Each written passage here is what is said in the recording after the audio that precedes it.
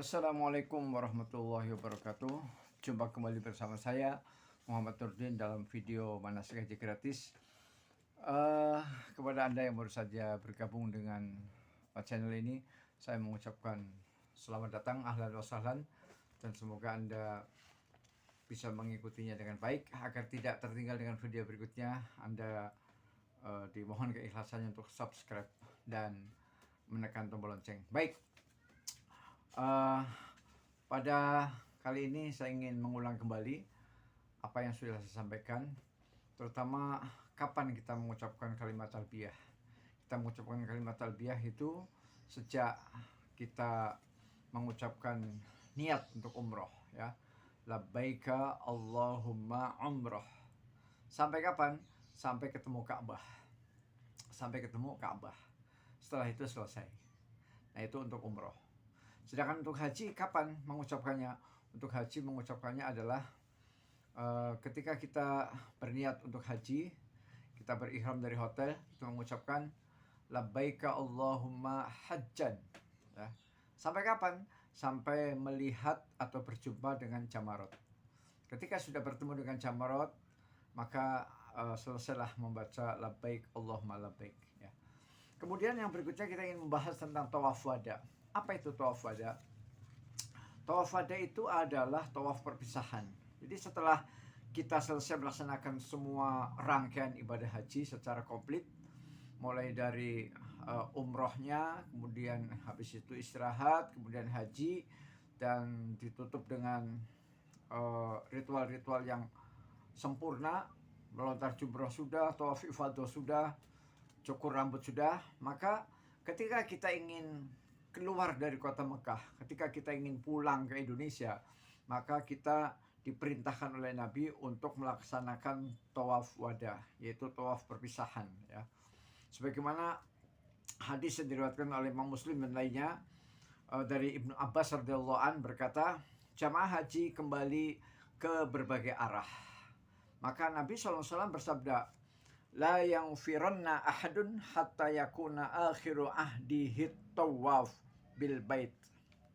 Artinya, jangan ada seorang pun yang pulang hingga acara terakhir mereka dalam ibadah haji adalah tawaf di Baitullah. Jadi tidak boleh pulang sebelum akhir dari aktivitas mereka adalah tawaf di Baitullah. Inilah yang disebut dengan tawaf perpisahan, tawaf wada. Jadi tawaf wada hukumnya adalah wajib, dan apabila kita tidak melaksanakannya, maka kita harus menggantinya dengan memotong seekor dam atau seekor kambing, ya. Nah, bagaimana dengan wanita yang haid? Wanita yang haid bisa ditunggu, ya, apabila ternyata kepulangannya ke Indonesia tidak buru-buru. Tetapi apabila ternyata kepulangannya harus segera berangkat menuju ke bandara, maka wanita mendapatkan rukhsah, yaitu keringanan, yaitu tidak usah melaksanakan tawaf wada. Hari ini berdasarkan hadis Ibnu Abbas juga bahwasanya Nabi SAW memberikan rukhsah ataupun keringanan bagi wanita haid untuk pergi sebelum melakukan tawaf wada. Jadi diperbolehkan untuk pulang ke tanah air masing-masing walaupun tidak melaksanakan tawaf wada karena ada halangan haid, ya. Karena kita tahu semua bahwa tawaf harus dalam keadaan suci, ya. Hampir sama dengan sholat. Kemudian ketika kita akan pulang, kita dianjurkan juga untuk membawa air zam-zam untuk oleh-oleh, untuk mengambil berkah darinya. Nabi SAW bersabda, atau Nabi SAW membawa zam-zam dalam geriba. Geriba itu mungkin semacam jerigen, ya. Geriba dan kantong kulit.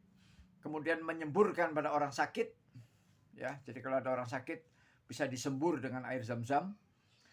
Dan memberi minum mereka dengan air itu, ya. Jadi disemburkan kemudian dikasih minum untuk orang-orang yang sakit. Ini hadis riwayat Imam Bukhari. Dan beliau bahkan mengatakan ketika di Madinah, ya, ketika masih di Madinah dan belum terjadi Fathu Mekah, kota Mekah belum kembali dikuasai oleh Nabi, Nabi SAW pernah mengirim surat kepada Suhail bin Amru. Di dalam surat itu Nabi minta agar Suhail bin Amru itu menghadiahkan kepada kami air zam-zam dan jangan sampai ketinggalan.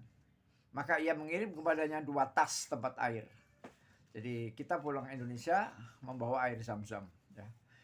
Nah, Kemudian yang terakhir, jika telah usai tawaf, ya, dan tawaf ini tidak ada sa'inya, ya, hanya tawaf saja.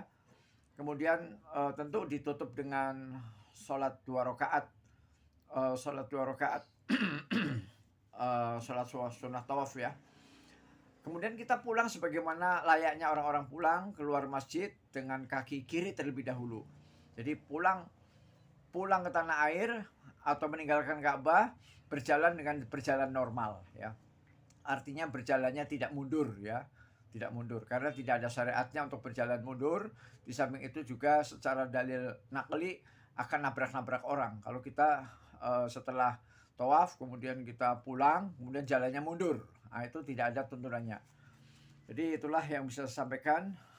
Tentu setelah keluar dari Masjidil Haram membaca doa keluar masjid, Allahumma sholli ala Muhammadin wasallam, Allahumma inni as'aluka min fadlik, ya.